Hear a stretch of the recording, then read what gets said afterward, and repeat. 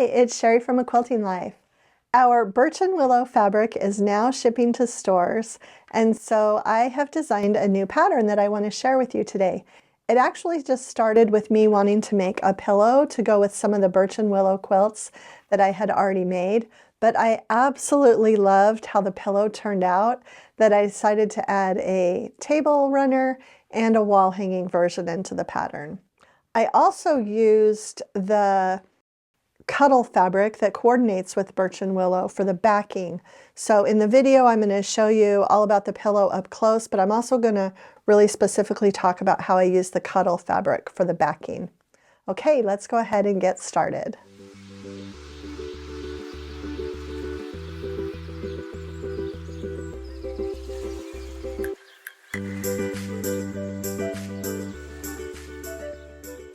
As I mentioned, our Birch and Willow fabrics are shipping to stores now.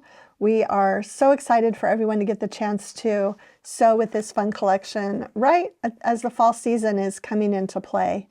And so I decided to make a pillow the other day, and I wanted to have it to be able to have out with my Birch and Willow quilts. And so I kind of sketched something up in EQ and started pulling fabrics from my stash.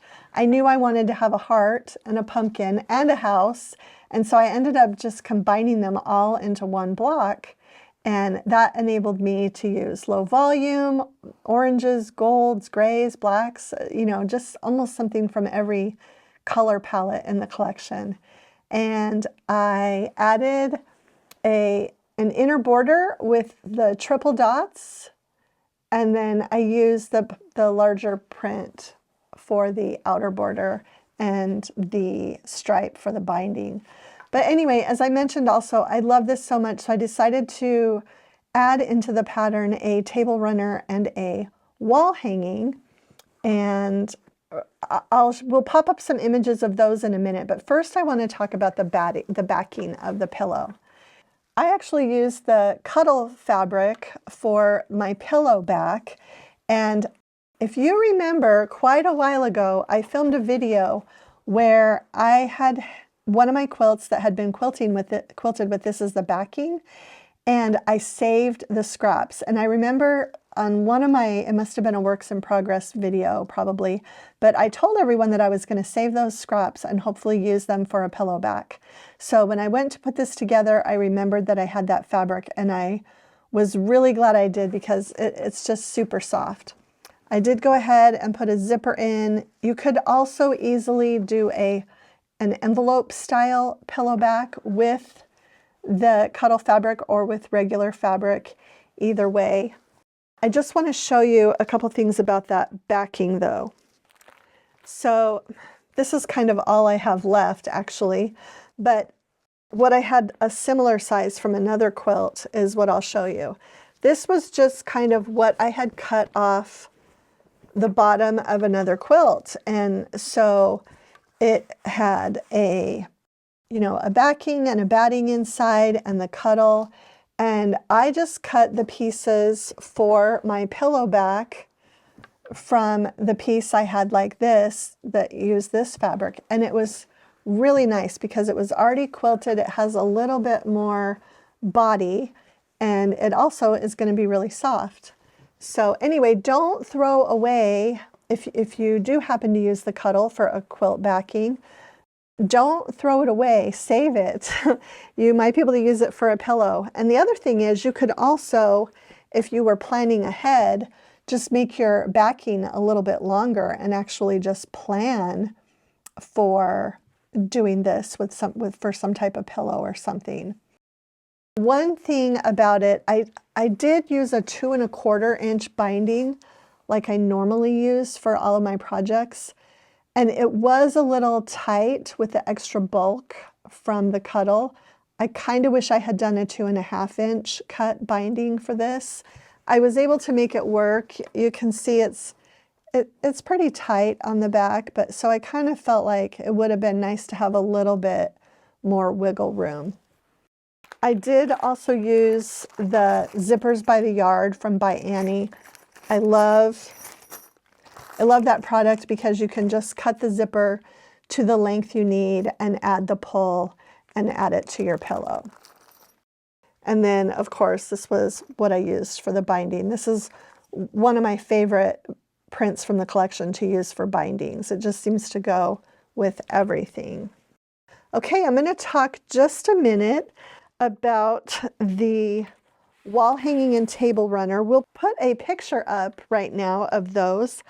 I'm going to try to get the table runner made. We'll see if I do or not, but if not, we have a digital image. And the table runner finishes at 18 inches by 44 inches.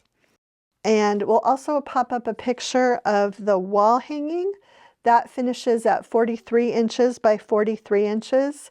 And you'll notice that I did something different for the wall hanging. I actually made 5 of these house blocks, but then I added in a pumpkin block to the pattern. So you'll have 4 pumpkin blocks and 5 house blocks if you make the wall hanging.